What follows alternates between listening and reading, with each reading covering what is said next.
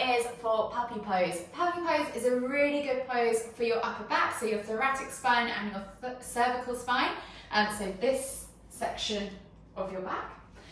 So most people in their day-to-day lives will spend a lot of time hunched over, whether that's over a desk, lifting things, carrying kids, driving. Everything we seem to do seems to be in this kind of hunched position. So this pose is going to really help you reverse the effects of being hunched all day and help your spine kind of recover and gain better mobility in that range of motion. So there's 3 different stages to this pose.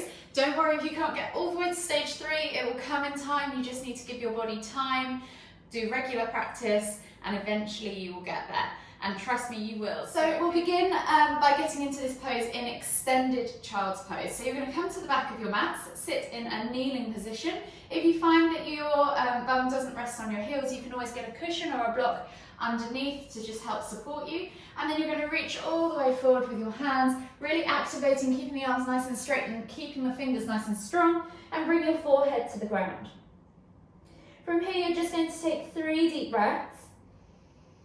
Really focusing on breathing into the upper back, so expanding through the shoulders and finding that stretch in your armpits as well. So this pose is going to also help your shoulders and your overhead mobility range too.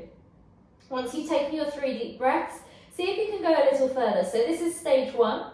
Stage 2, you're going to slide your hands further forwards and look toward the front of the mat. You're going to lift your bum off your heels slightly and bring your chin to the floor.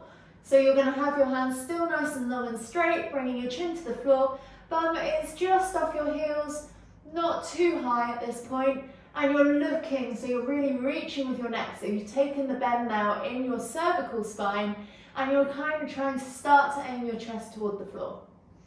Again, just take a couple of deep breaths here. You'll probably begin to feel this really in your shoulders now, in those rotator cuffs, across your upper back, into your neck for sure.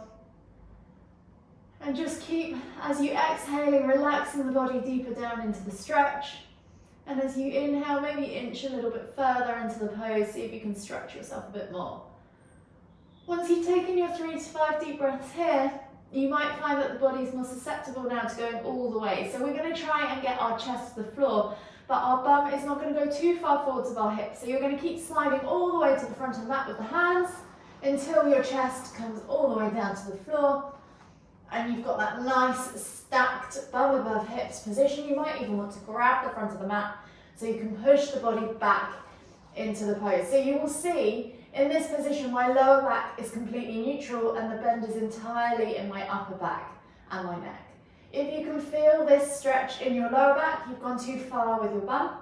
So I don't want you to come all the way here and now have a bend in your back, which is quite a common mistake. If you find that you slip forwards, grab the front of the mat, push yourself back, really push into the ground with your arms. Find that stretch and just hang out here for 5 to 10 breaths. Let the spine just gradually get used to this position. Let your chest really rest deep down into the floor below. And then when you've finished, you can slowly ease your way back up, and you might want to take just 1 or 2 breaths in normal child's pose and tuck your head all the way into your knees just to reverse the pose. So that's it. If you want any more tips, then feel free to drop me a message or comment on this post below. You might want to start taking progress shots because you'll find that you will get deeper into this pose the more you practice it. So start day 1, take a picture, maybe take a picture after every practice, and as the weeks go on, you'll find that your spine will begin to release and you'll begin to get deeper and deeper into the pose, and you'll really see results. So let me know how you get on. I'd love to see the results too if you do that, and feel free to share with me whether that's privately or publicly. Tag Flotality in, and I'll catch you all soon with another pose guide. See you later, bye!